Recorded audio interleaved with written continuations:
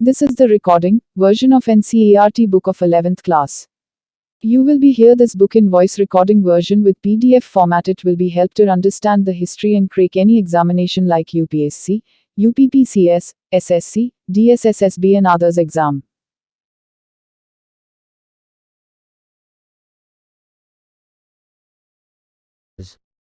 Ancient India. Notes 3. Ancient India. Do you think that the culture of Indian people has been the same since the beginning? The answer is no, culture remains the same, and this is true of India as well.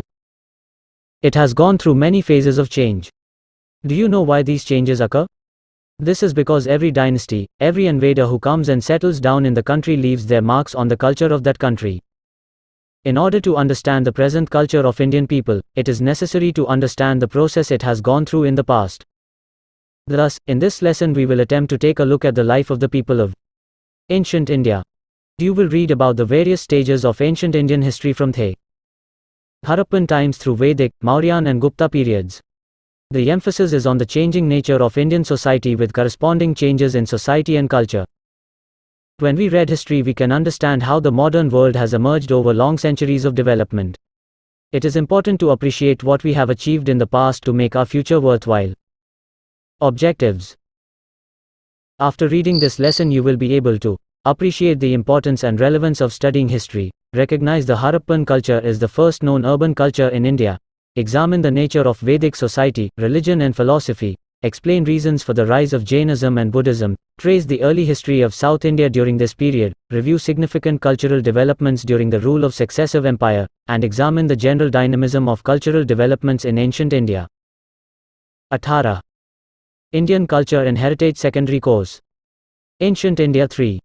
Importance of studying history. I am sure you have often asked yourself why you are studying history. Studying history is one way of getting to know the past. History is an attempt to understand how and why our ancestors lived as they did, what difficulties they met with and in what manner they overcame them. It is important for you to be acquainted with the past to understand better what is happening in the India of today. After going through this lesson, you will come to know the story of your country, which started many centuries ago. History is no longer treated as merely a study of dates and events, and that too largely only political events. Its scope has been widened to include many aspects of life. These include the study of patterns of life, which we call culture. Culture was once defined as that which relates to art, architecture, literature and philosophy. Now it includes all the activities of a society. Therefore, the emphasis of history has shifted from the study of only the upper groups of society to all levels of society. It now covers information on kings and statesmen as well as on ordinary people who make history.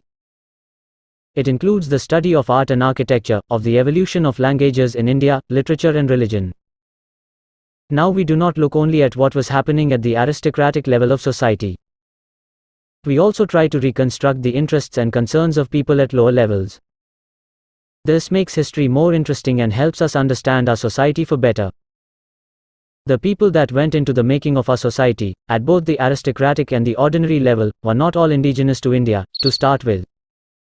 Many came from other regions and settled down in India. They married locally, intermixed with the exciting people and became a part of Indian society. Our society, therefore, has a rich heritage of different kinds of people. Because of this large variety of people, there has been an equally large variety of religions, languages, and customs in our country. The correct understanding of history depends on two things. One is a careful and critical use of source material given to us by historians defending certain statements which should be decided on rational analysis. Secondly, historical events have causes and these causes should be fully examined. Above all, even the past must be subjected to a critical analysis. It is only in this way that historical knowledge will advance. The past of India goes back several thousand years. We learn about it from the evidence which our ancestors have left behind. For the near past, we have written and printed records. For times when printing was not known, there are records written by hand on paper. But earlier still, when paper was not made, records were written on dried palm leaves, the bark of the birch tree and plates of copper, and in some cases, they were inscribed on large rocks, pillars, stones walls or tablets made of clay and stone. There was a time still further back when even writing was unknown. Our knowledge of the life of people in those ancient days comes from the objects which they left behind, for example, their pottery or their weapons and tools. These are things which are solid and which you can see and touch, and these have sometimes to be literally dug out of the earth. They are all clues in the game of a historical treasure hunt, but they form a part of our culture. But these clues can be of many kinds. The clues most commonly used are manuscripts. Manuscripts are ancient books, written either on dried palm leaves or the thick bark of the birch tree, or on paper. Generally the latter kind have survived, though books written on paper are not as old as the others. Some of the languages in which the very old books are written are languages which we in India do not use in everyday life anymore, such as Pali and Prakrit. Others are written in Sanskrit and Arabic, which we still study and sometimes use in our religious ceremonies, although we do not use them at home. Another language, Tamil, which is spoken in South India and whose literature goes to an early period and used even today. These are called classical languages, and the history of many parts of the world is recorded in various classical languages.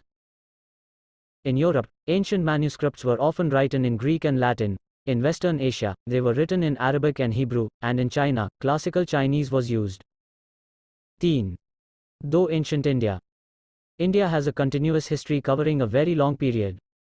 Evidence of Neolithic habitation dating as far back as 7000 BC has been found in Mehrgarh in Baluchistan. However, the first notable civilization flourished in India around 2700 BC in the northwestern part of the Indian subcontinent, covering a large area.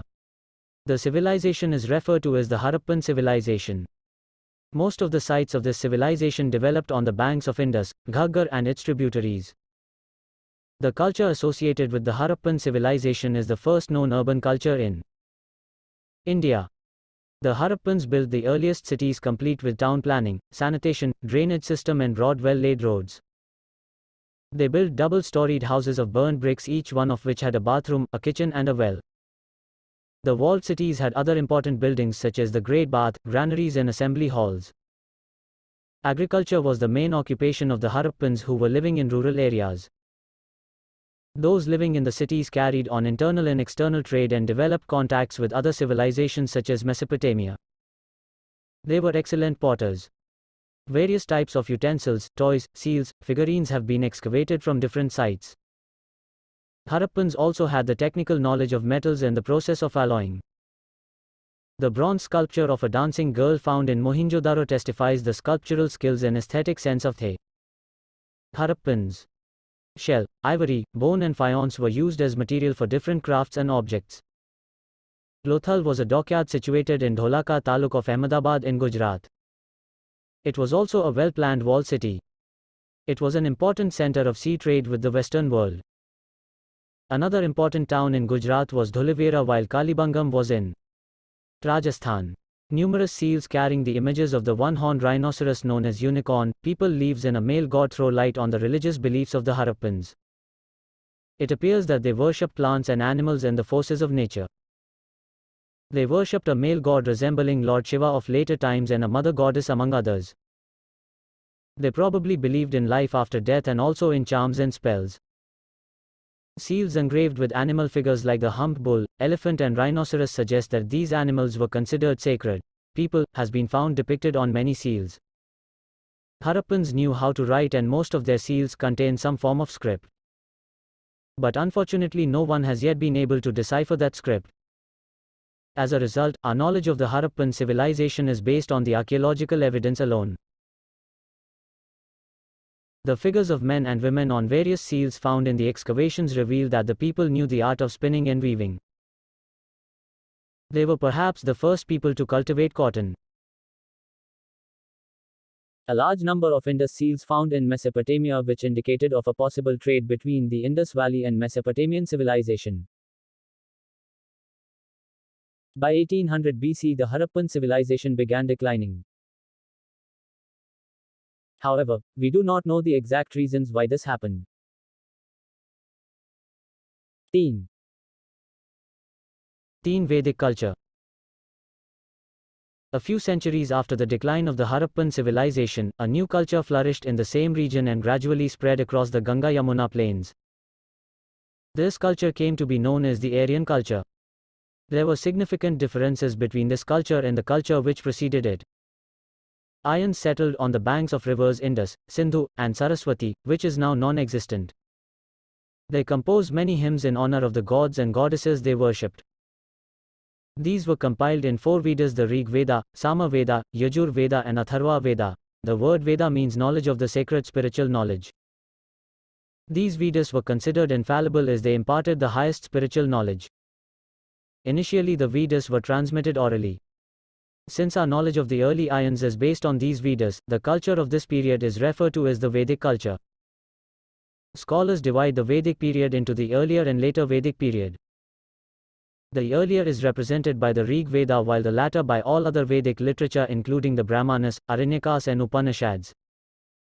2 epics, the Ramayana and the Mahabharata and the Puranas, though compiled much later, also throw light on the life and society of an earlier period. For this period archaeological evidence has also been found in some areas of Uttar Pradesh. Rig Veda contains about 250 hymns in praise of Indra, who is described as a destroyer of cities, and there are 200 hymns in praise of god Agni. Do you know that Agni is looked upon as an intermediary between gods and humans? Society and religion. Notes. Though Aryan society was patriarchal, women were treated with dignity and honor. The family was the smallest social unit. Several families, Kula, made a village, Grama, and several villages formed a viz. A number of villages formed a tribe or jana which was ruled by a chief called Rajan. His chief function was to protect the tribe from external attack and maintain law and order. He was assisted by the members of 2 councils called Sabha and Samiti. The Purohit performed religious functions while the Senani looked after military activities. There was no concept of the state or kingdom at this stage.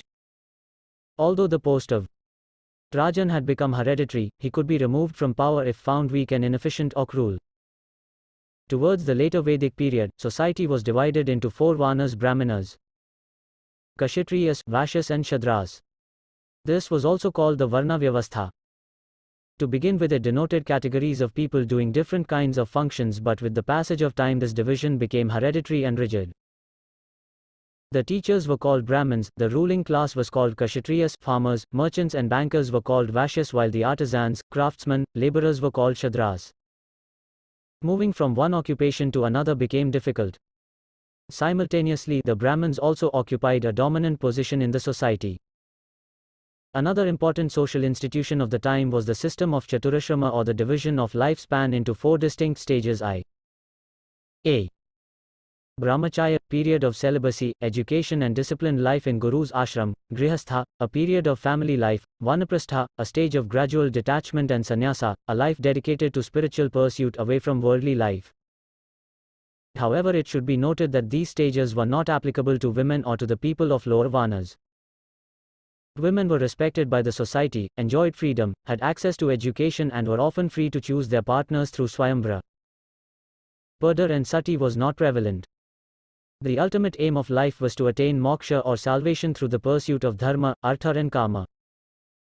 Karma, or performance of duty without any expectation or return, was preached in the Bhagavad Gita.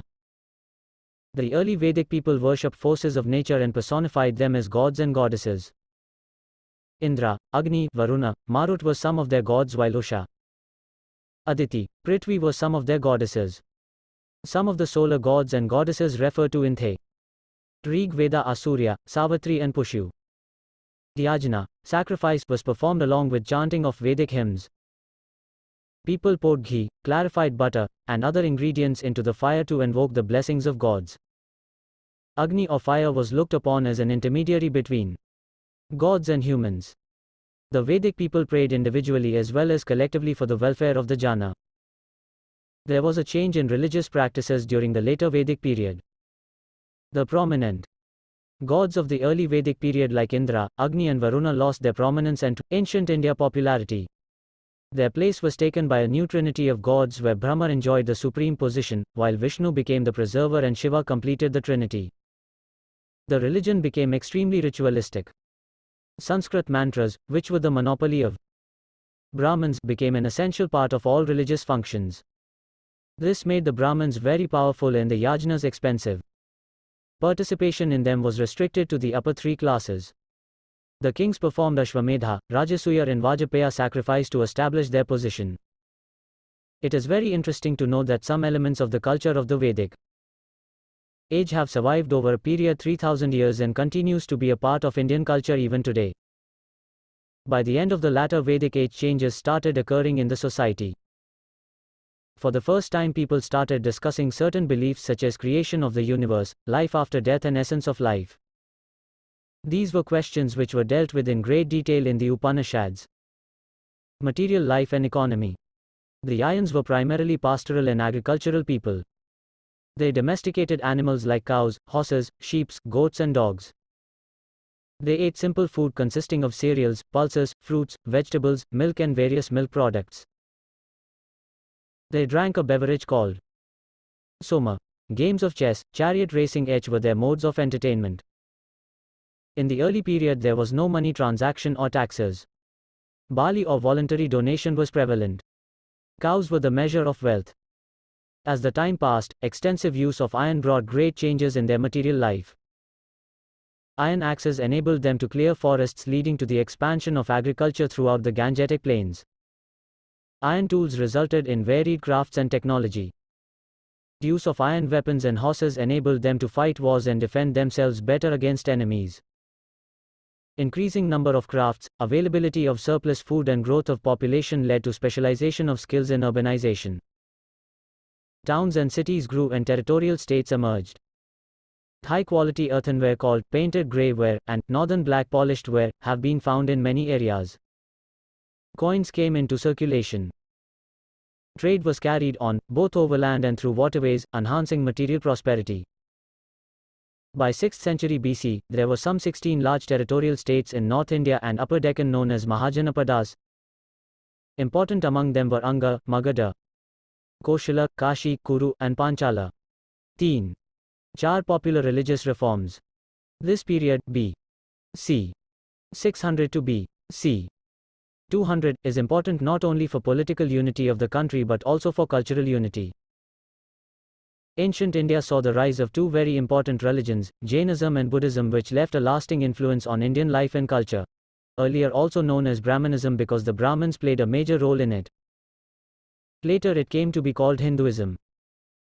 The Brahmins had developed a vested interest demanding large charities at the end of the sacrifice. As a result, the sacrifices became very costly. Moreover, the Brahmins considered themselves superior to the other Varnas and became arrogant. This led to the unpopularity of Brahmanism and a need for reforms was felt. Notes. Besides, there were other factors like the reaction of the Kshatriyas to the Brahmin claim for supremacy and the Vaishyas' demand for an improved social position. The Vedic religion had become very complex and ritualistic. The reforms led by the Kshatriyas and aided by the poorer masses who could not afford the high cost of sacrifices, resulted in the emergence of Jainism and Buddhism around 6th century BC. These new religions, that is Jainism and Buddhism, also influenced the religious beliefs and several practices of Hinduism. The founder of Jainism is believed to be Rishabdeva, the first of the 24 Tirthankaras, and is the last Tirthankara Mahavira developed and gave final shape to the Jain doctrines. The Jains lay great emphasis on severe penance and asceticism. Lord Mahavira asked them to take 5 vows: not to tell lies, not to injure life, not to own property, not to steal, and to maintain chastity, celibacy. He also asked the Jains to follow the threefold path of right belief, right conduct and right knowledge. Later, the Jains were split into 2 sects: the Shvetambaras, white-clothed ones, and the Digambaras, the naked ones. Most of followers of Jainism belong to the trading community. The other movement was led by Gautam Buddha, 563-483 BC, a younger contemporary of Mahavira. He taught the 4 noble truths. His path was the middle path. He believed that there is sorrow in this world and that desire is the cause of that sorrow and it can be conquered by following the Eightfold Path, Ashtangika Marga. The Eightfold Path comprises 1. Right understanding, 2. Right thought, 3. Right speech, 4. Right action, 5. Right livelihood, 6. Right effort, 7. Right mindfulness, 8. Right concentration. Basically, both these movements were against the orthodox and ritualistic Brahmanical religion. Both the reformers emphasized a good moral life and the importance of ethics. Both of them founded an order of monks, established monasteries called sthanikas in Jainism and Viharas in Buddhism. Later, Buddhism was also split into two divisions, the Hinayana and the Mahayana, to which a third called Vajrayana was added subsequently. Buddhism spread to a very large part of the world: Sri Lanka, Myanmar, Cambodia, Vietnam, China, Japan, Thailand, Korea, Mongolia and Afghanistan. Even today a substantial population of these countries is Buddhist. Hinduism underwent many changes in history. It gave rise to several religious sects within itself with varying beliefs and practices. Like Buddhism, some sects of Hinduism also spread outside India, particularly in the countries of Southeast Asia. Later Hindu tradition even accepted the Buddha as one of the incarnations, avatara, of Vishnu. 5. The Persian invasion and its impact on Indian culture.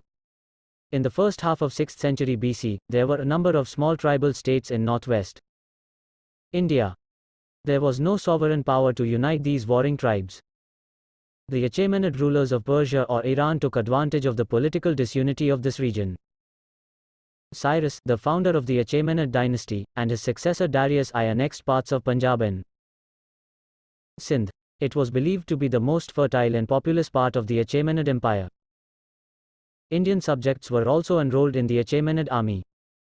The Persian rule in northwestern India lasted for nearly 2 centuries. During this period there must have been regular contact between the two regions. The naval expedition of Skylax probably encouraged trade and commerce between Persia and India. Some ancient Persian gold and silver coins have been found in Punjab. Though the mountainous passes in the northwestern border were being used from very early times, it seems that Darius entered India through these passes for the first time. Later on, a section of Alexander's army traversed the same route when he invaded Punjab. 26. Indian culture and heritage secondary course. Ancient India. The administrative structure of the Mauryan Empire was influenced in some measure by that of the Achaemenid rulers of Persia. It may be mentioned here that the Persian title of Satrapa, governor, continued to be used by the Indian provincial governors as Kashtrapa for quite a long time. The cultural effects of the contacts with the Persians were also significant. The Persian scribes brought into India a new style of writing. It is called Kharoshti. It was derived from the Aramaic script, which was written from right to left. Many of Asoka's inscriptions found in northwestern India are written in Kharoshti. This script continued to be used in northwestern India till about 3rd century AD. The Persian influence may also be traced in the preamble of Asokan edicts. The Mauryan art and architecture were also greatly influenced by the Persian art. The monolithic pillar edicts of Asoka with their bell-shaped capitals are somewhat like the victory pillars of the Achaemenid emperors which have been found in Persepolis. The Persian influence found in Chandragupta Maurya's court was in the form of the ceremonial hair bath taken by the emperor on his birthday. It was in typical Persian style. It is mentioned in the Arthashastra that whenever the king consults the physician or the ascetic, he should sit in a room where the sacred fire was kept. This indicates the influence of Zoroastrianism, the religion of ancient Iranians. 13. The Greek, Macedonian invasion and its impact on Indian culture. During the 4th century BC, the Greeks and the Persians fought for supremacy over West Asia. The Achaemenid Empire was finally destroyed by the Greeks under the leadership of Alexander of Macedon. He conquered Asia Minor, Iraq and Iran and then marched towards India. According to the Greek historian Herodotus, Alexander was greatly attracted towards India because of her fabulous wealth. On the eve of Alexander's invasion, northwestern India was divided into a number of small principalities. Lack of unity among them helped the Greeks to conquer these principalities one after another. However, Alexander's army refused to march ahead when they heard about the vast army and the strength of the Nandas of Magadha. Alexander had to return. He died at Babylon at the young age of 32 on his way back to Macedon. Alexander hardly had any time to reorganize his conquests. Most of the conquered states were restored to their rulers, who had submitted to his authority. He divided his territorial possessions covering parts of Eastern Europe and a large area in Western Asia into 3 parts and placed them under 3 Greek governors. The eastern part of his empire was given to Seleucus Nicator, who declared himself a king after the death of his master, Alexander. Indian Culture and Heritage Secondary Course 27. Module 2. History and Culture Through the Ages. Notes. Module 2. History and Culture Through the Ages. Ancient India. Notes. Though the contact between the Macedonians and ancient Indians was for a brief period, its impact was fairly wide in range. Alexander's invasion brought Europe, for the first time, in close contact with India, as routes, by sea and by land, were opened between India and the West. A close commercial relation was also established. The traders and craftsmen used to follow these routes. Alexander asked his friend Nios to explore the sea coast from the mouth of the Indus to the Euphrates in search of harbors. The Greek writers have left many valuable geographical accounts of this region for us. Alexander's invasion paved the way for political unification of northwestern India by conquering the warring tribes of this region. It seems that by his campaigns Alexander made Chandragupta Maurya's work of annexing this area easier. Soon after Alexander's departure, Chandragupta defeated one of his generals, Seleucus Nicator, and brought the whole of northwestern India up to Afghanistan under his control. The influence of Greek art is found in the development of Indian sculpture as well. The combination of the Greek and the Indian style formed the Gandhara school of art. Indians also learned the art of making well-shaped and beautifully designed gold and silver coins from the Greeks. The Greeks had some influence on Indian astrology as well. Many valuable information about the social and economic condition of northern and northwestern India of that time are known from the Greek accounts left by Arrian, Admiral Nios, and Megasthenes. They tell us about the developed condition of many crafts, existence of a brisk trade with the outside world, and about the general prosperous condition of the country. Much has also been said in these accounts of carpentry as a flourishing trade in India. It seems the fleet which Alexander sent along the western coast of India under Nios was built in India. Alexander's adventure also helped the West to know something about the Indian life and thinking. It has been said that the ideas and notions of Indian philosophy and religion which filtered into the Roman Empire flowed through the channel opened by Alexander. As the Greek writers left dated records of Alexander's campaign, it helped us a great deal to frame the chronology of ancient Indian history. The date of Alexander's invasion 326 BC provides a definite marker for arranging the sequence of historical events in India. 3. South Ashoka the Great, representing the acme of Indian culture. Ashoka occupies a unique place in the history of India. His policies of universal peace, non-violence and religious harmony find no parallel in the monarchs of the world. Ashoka stands out as a monarch who combined successful kingship with idealism and philosophy. Like other rulers, Ashoka too began his reign with war, the conquest of 28 ancient India, Kalinga. However, the mindless destruction of life and property in this war shattered him so greatly that he vowed never to wage any war again. Instead, he adopted the policy of Dhamma Vijaya, that is, conquest through Dhamma. In his 13th major rock edict, Ashoka states that true conquest is by piety and virtue. Such a decision taken by a king, who lived in an era where military might was the measure of power, earned him a unique place in history. Ashoka was a true humanist. His policies were oriented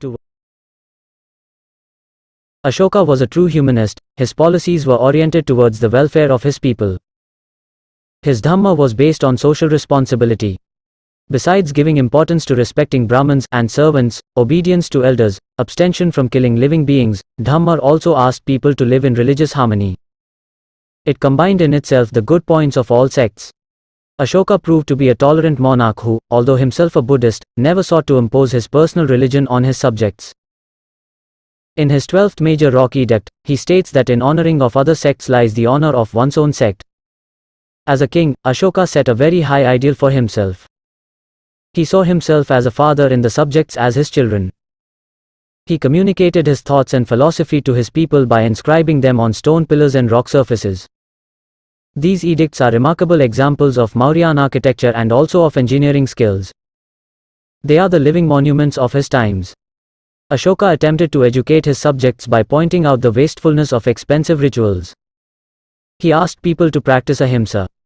He himself gave up the practices of the royal hunt and pleasure tours and instead began Dhamma Yatras tours for the furtherance of Dhamma, by giving his empire a common Dhamma, a common language, and practically one script, Brahmi, he brought further political unification.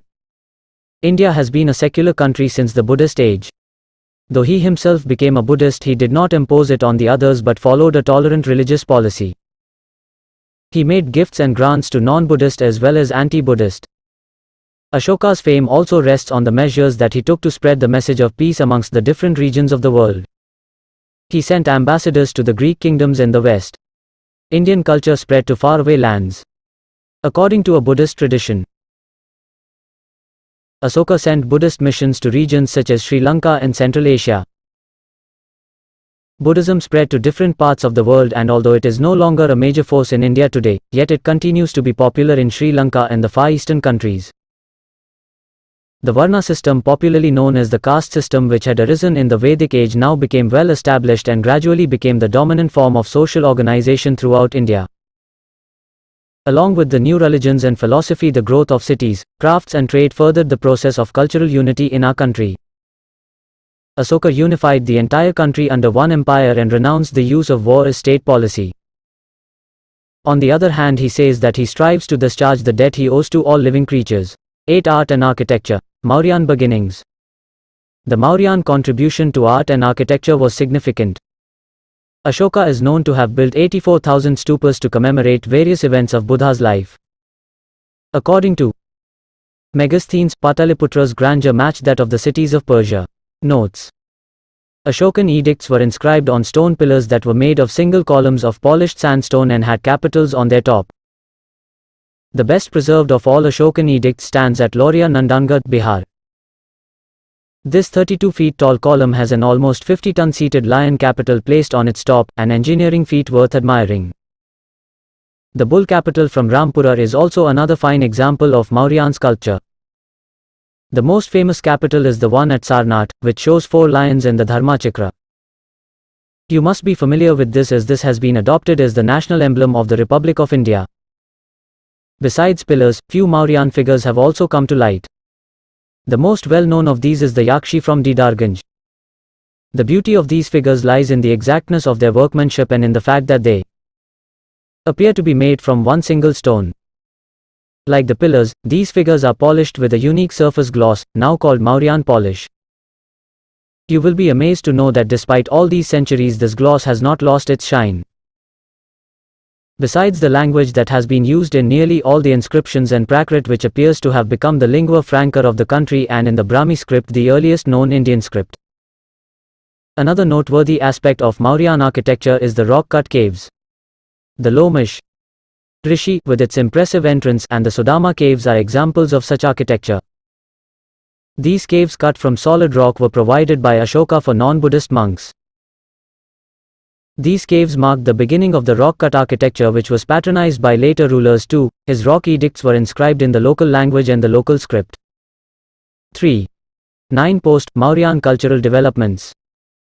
Although the Greeks, Sakas, Parthians, and Kushanas were foreigners, they were slowly absorbed into the local population. Since they were warriors, the lawgivers assigned them the status of Kshatriyas.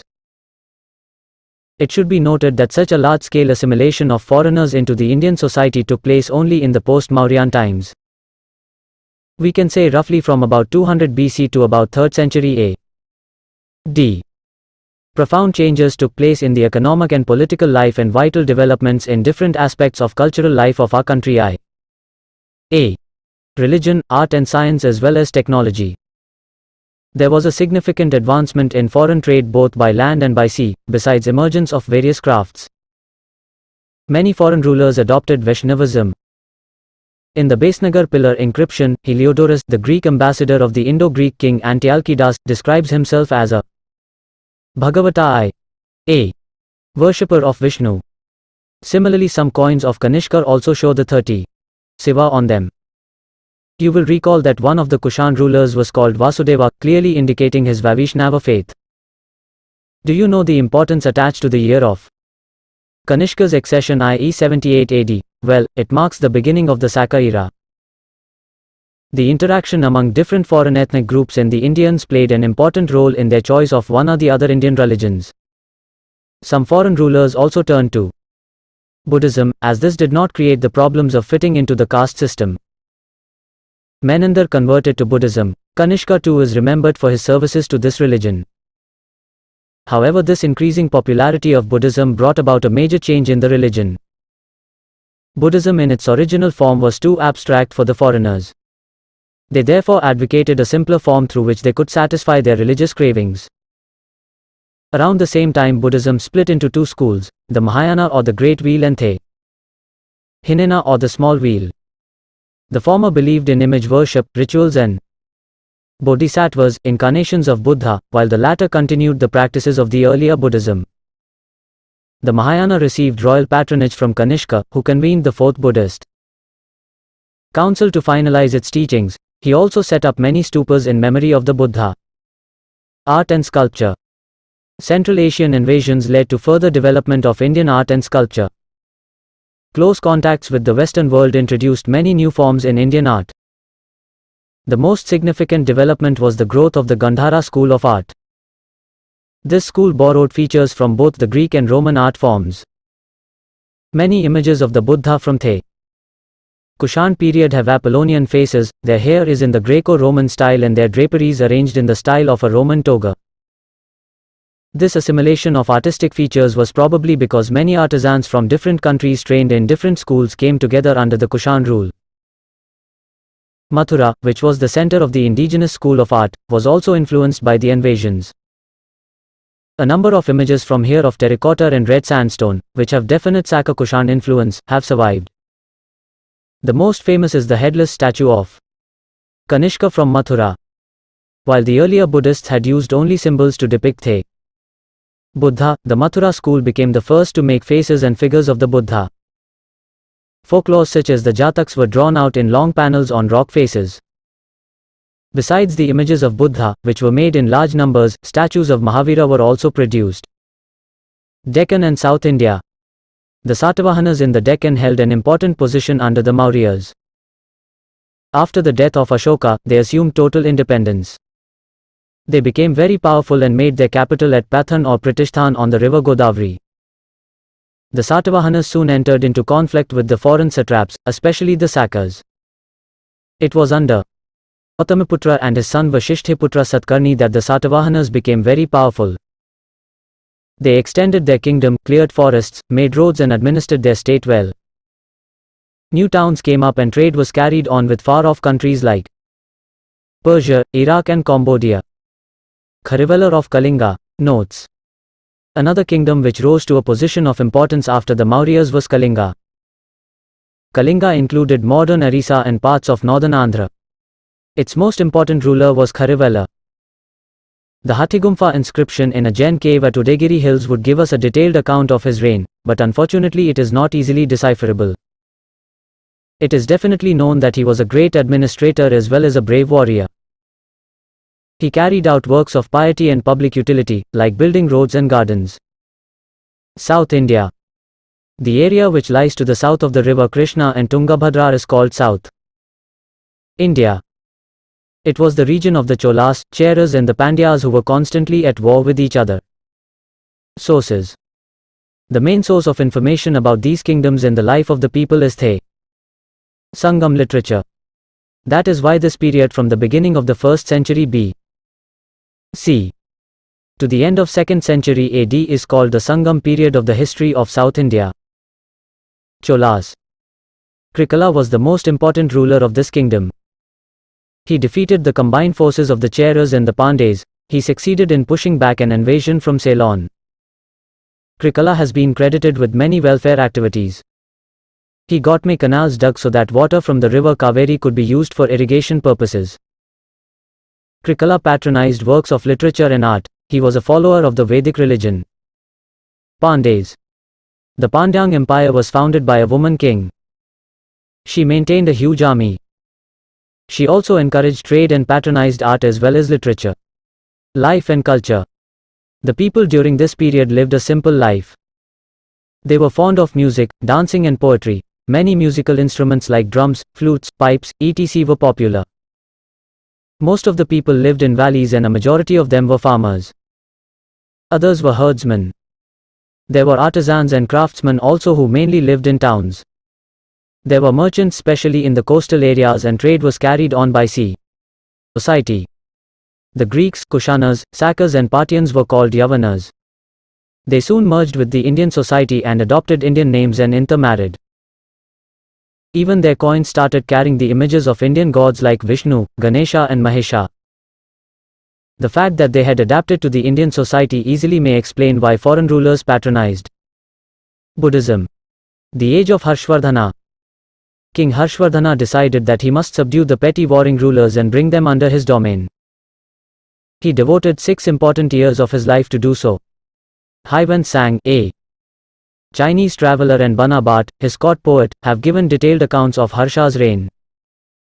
According to Huyen Tsang, King Harshvardhana had an efficient government.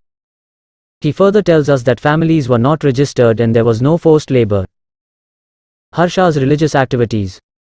Do you know that Harsha built many hospitals and rest houses? He also gave grants to many religions, especially Buddhism and Hindu religion.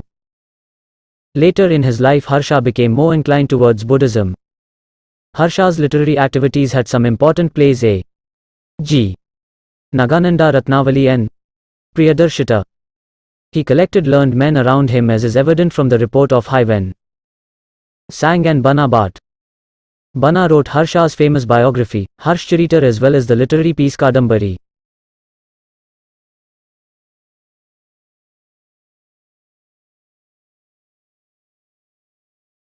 Kingdoms of the Deccan and the South. You have read about the Satavahanas who controlled the Deccan for a long time. After their decline, many small kingdoms came up in the Deccan. The first one among them was that of the Vakatakas, who tried to build a strong state, but they did not last long. After the Vakatakas came the Chalukyas of Vatapi and Kalyani. Pulikesin was a powerful ruler of the Chalukya dynasty. The Chalukyas kept fighting with the Rashtrakutas towards the north and the Pallavas towards the south. The Chalukya rule came to an end in 753 AD when the Rashtrakutas defeated them. The capital city of Vatapi was a prosperous one. There were trade relations with Arabia, Iran and the Red Sea port to the west, as well as with Southeast Asia. Pulikesin too sent an ambassador to King Khusrau II of Persia. The Chalukyas patronized art as well as religion. They built temples and cave shrines in the Deccan hills. Many of the sculptures of the Ellora caves were created at this time under the patronage of the Chalukyas and the Rashtrakutas. Development during the Gupta period. The last phase of ancient Indian history starts in early 4th century AD and ends in about the 8th AD.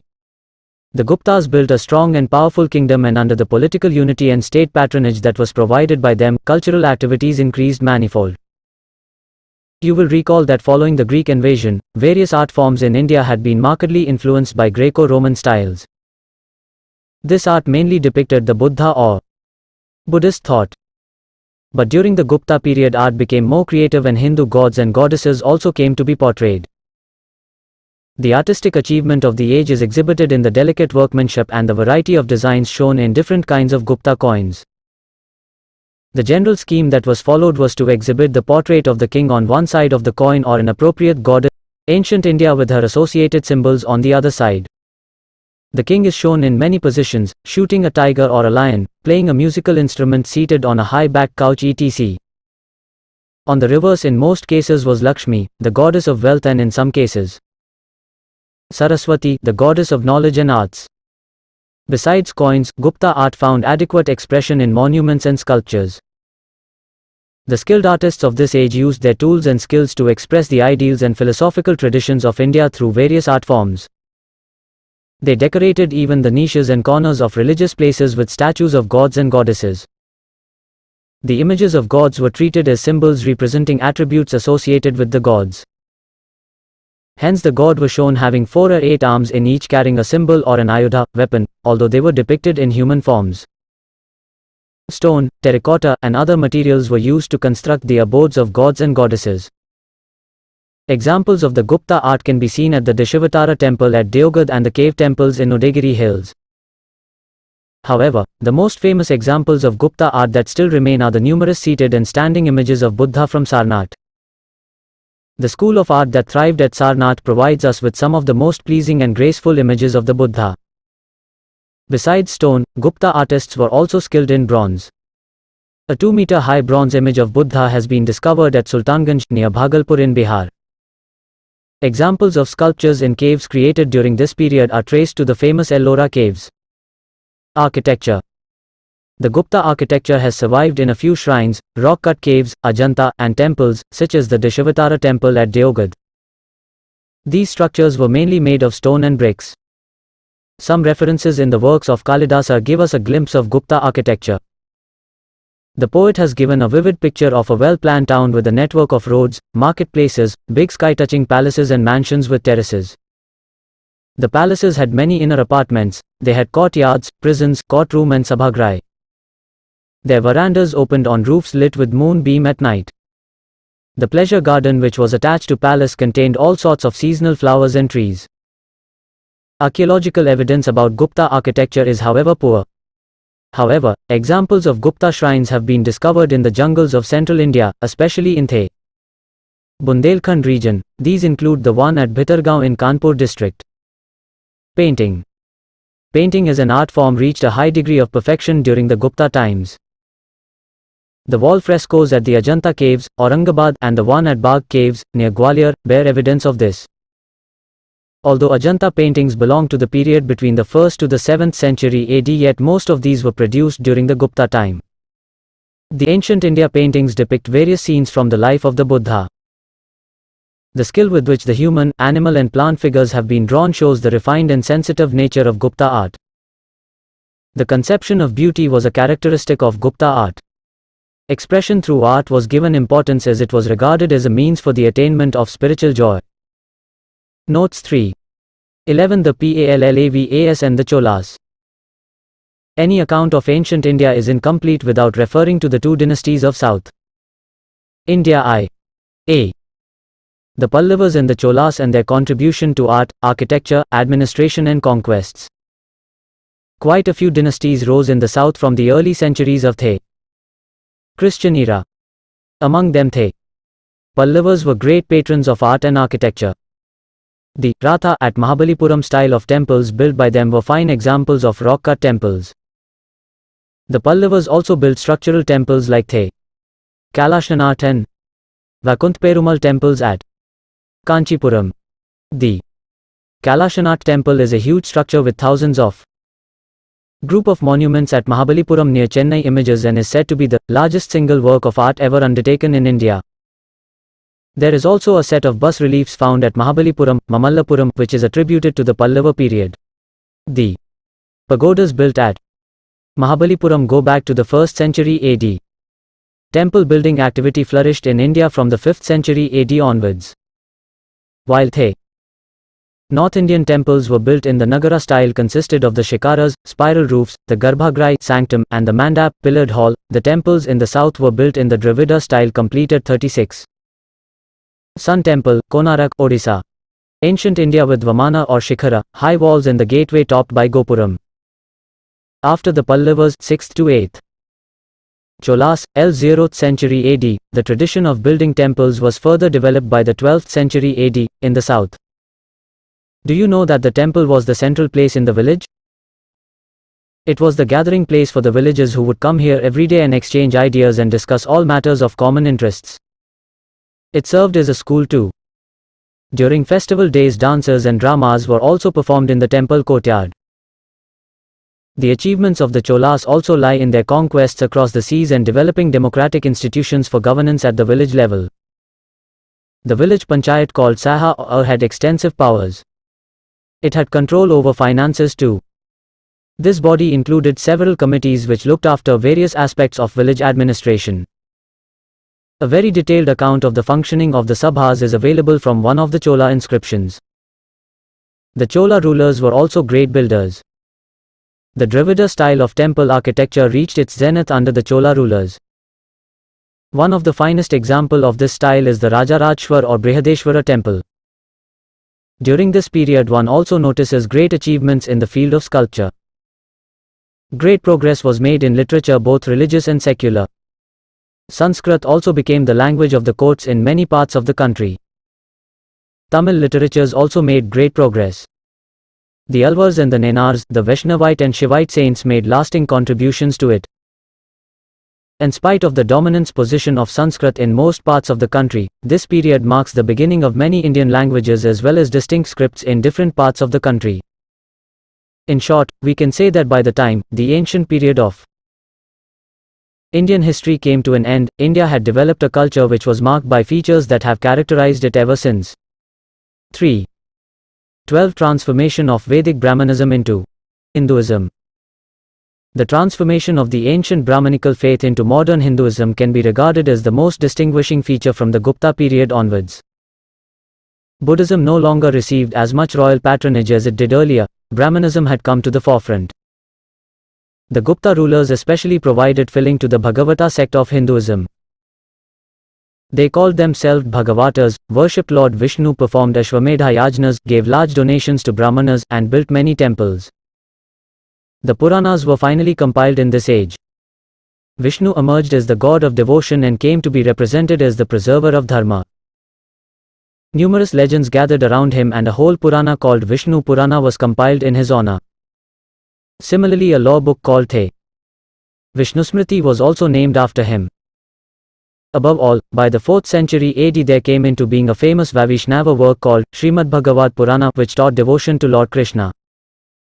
A few Gupta kings also were worshippers of Shiva, the god of ancient India destruction. Bhagavatism, which was a contemporary to Buddhism and Jainism in origin and owed its birth to the stream of thought which began with Upanishads, reached its zenith and became the most popular sect during this age. The theory of 10 avatars or incarnations of the supreme god Vishnu came to be accepted, and among them, Krishna was considered the most important. Notes. Besides Vishnu, Brahma, Surya, Kartike, Ganesha, Durga, Lakshmi, Saraswati and others were also worshipped, as were lesser gods like Indra, Varuna, Yama etc. The snakes, the yakshas, and the Gandharvas also continued to be revered. Even animals, plants, rivers and mountains were looked upon with reverence, and cities like Banaras and Prayag became places of pilgrimage. Idol worship became popular. Thus the prominent features of modern Hinduism took shape during the Gupta period. Although Buddhism was on its decline, yet it continued to have its following. Besides the artistic creations of Ajanta and Ellora, the images of Sarnath Buddha belonging to this time show that Buddhism was also quite popular. Even Jainism commanded some following during the Gupta period. 3. 13. Nalanda's emergence as a great center of learning. Nalanda became a great center of learning during Harsha's reign. Students from different parts of the world came here to imbibe learning. Although all the remains mounds of Nalanda have not yet been excavated, yet the evidence of a huge complex of buildings has been uncovered. Some of these were as many as 4-story high. According to Hyven Sang, Nalanda housed as many as 10,000 students. It was supported by the revenues of 200 villages. Although this huge monastic educational establishment was primarily a center for learning of Mahayana Buddhism, yet the curriculum included secular subjects as well. Grammar, logic, epistemology and sciences were taught here. Students were encouraged to develop a spirit of inquiry and reasoning. Active discussions and debates were taking place. Harsha is said to have invited 1,000 learned monks of Nalanda to take part in the philosophical assembly at Kannauj. In his account, Sang has given a detailed account of Nalanda. Thus university continued to be the center of intellectual activity till the 12th century. 14. Christianity in India. According to tradition, Christianity was brought to India by Saint Thomas in the 1st century A.D. According to legends, the Parthian king Gondophanes c. 19-45 A.C. sent a messenger to Syria to look for a skillful architect who would build for him a new city. The messenger returned with Saint Thomas, who converted him and many members of his court to Christianity. The truth of the legend is doubtful. It was most probably the frequent trade and movement between India and the West which was responsible for bringing this disciple of Lord Christ to India. The merchants, traders and even craftsmen frequently travelled along popular land and sea routes. Saint Thomas preached Christianity in many parts of India. He was killed at Mylapore, near Madras. The tomb of Saint Thomas is still to be found at the same place. A large community of Christians known as Syrian Christians continue to reside in Kerala even today. The Christian Church has two major divisions: the Roman Catholic Church and the Protestant Church. The holy book of the Christians is the Bible. The Bible contains two parts, the Old Testament and the New Testament. The Bible today is available in all major languages spoken in our country. Today, we have over 1.5 crore Christians in India. Several charitable institutions under their patronage are flourishing in all parts of our country. Perhaps the most famous Christian social worker, he has contributed a great deal for the welfare of the poor and homeless in our country. Notes. What you have learnt: India has a continuous history covering a very long period dating as far back as 7000 BC. The Harappans built the earliest cities complete with town planning, sanitation, drainage system and broad well-laid roads. Agriculture was the most important occupation of the rural people. The Vedic people have contributed immensely in various fields such as literature, religion and philosophy. 40. Indian culture and heritage secondary course. Ancient India towards the latter Vedic people society was divided into 4 varnas: Brahmanas, Kshatriyas, Vaishyas and Shudras. Important religions: A. Hinduism, Jainism and Buddhism evolved and interactions between them resulted in a synthesis in Indian culture. The early Vedic people worshipped forces of nature and personified them as gods and goddesses. The Mauryans set up the first great empire in North India, and under the rule of Ashok the Great it reached great height in many fields. The Mauryan contribution towards art and architecture was significant. Temple architecture reached its pinnacle of glory under the Pallavas, who were great builders. Examples of the Gupta art can be seen at the Dashavatara temple at Deogad and the cave temples in Udayagiri temples. King Harsha came to the throne of Thaneshwar after he had lost his family in tragic circumstances. Two persons have given detailed accounts of Harsha's reign. One is Huan Sang, a Chinese pilgrim, the other is Bana Bhat, his court poet. Harsha was an efficient and benevolent ruler. He indulged in May welfare activities. He gave endowments for great public servants, rewarded people who did work of a high intellectual caliber and encouraged religious activities by giving gifts to various sects. He built many hospitals and rest houses. Nalanda became a great center of learning during Harsha's reign. Harsha was also a literary person. He himself wrote plays and collected learned men around him. The achievements of the Cholas also lie in their conquests across the seas and developing democratic institutions for governance at the village level. Terminal exercise.